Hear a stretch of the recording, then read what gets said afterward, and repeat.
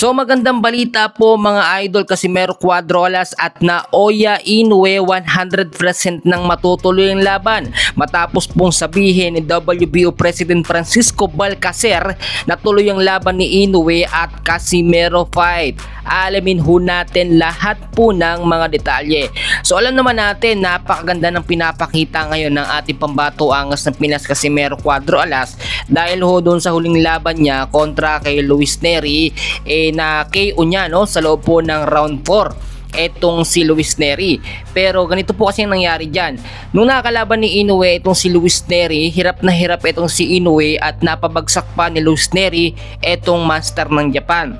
At hindi naman nagawa yan ni Luis Nery kay Casimero Cuadrolas. Kaya nga po agad-agad nag-call out itong si Casimero at sinabi ho niya, ngayon alam nyo na kung bakit takot sa akin na lumaban itong si Inoue, which is totoo po yung sinabi dito ni Casimero. Talagang may katotohanan po.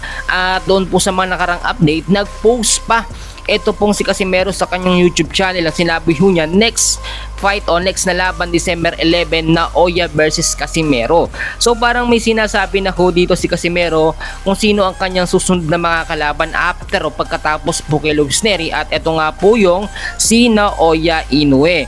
So sa ngayon naman ang kampo ni Inoue nagbigay na rin po ng kanilang pahayag patungkol dito sa sinasabi po ni Casimero Cuadrolas. Hindi pa daw sila pwedeng magkalaban ni Casimero, sinabi ho ng kampo ni Inoue, dahil hindi pa daw papasok sa top 15 si Alas at wala pa daw po sa 4 major orgs sa 122 pounds. So yun ang nagiging reason nila. Isang reason ho yun. Pangalawang reason, masyado daw malayo at hindi daw magkakasundo ang Kameda Promotions sa promoter po ni Inoue na Ohashi, which is top rank. Dapat daw pagka top rank lang ang mga promoter, dapat top rank lang ang mag-uusap, hindi pwede yung mababa na wala pa po sa top 15. At eto, sa pinakalitis din na update na inilabas po ng kampo ni Naoya Inoue, uunahin daw nilang makalaban si Bam Rodriguez o si Jesse Bam Rodriguez ngayong taon po ng 2026.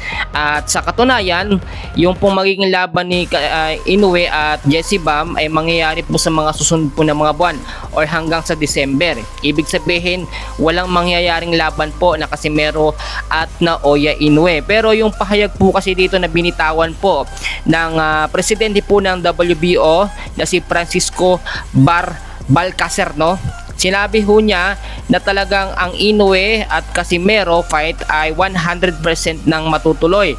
Hinihintay na lamang po yung pag-uusap nila ni Cian Gibbons. Wala pa kasing pecha yung pag-uusap nila, pero once na mapag-usapan na yan, automatic ikakasano po yung laban ni Inoue at ito nga pong si Casimero. Alam nyo, ang mag-a-adjust lamang dito itong si Inoue kasi si Casimero naghihintay lamang yan. Maraming beses na kung kino-call out ni Casimero itong si Inoue, pero takas lang po ng takas. At para ho sa kalaman ng bawat isa, matagal na dapat natuloy yung laban nitong si Casimero at ni Naoya Inoue. Kung hindi lamang po nagkaroon ng COVID noon, hindi naapektuhan yung laban nila. Dapat nga po noong April 2020 sa Las Vegas tuloy yung laban nila, pero nakansila, and then after nun hindi na po na gawa ng panibagong schedule kasi yung kampo ni Inoue tumatanggi at umayaw na dito kay Casimero Cuadrolas. Yan muna ang update natin ngayon mga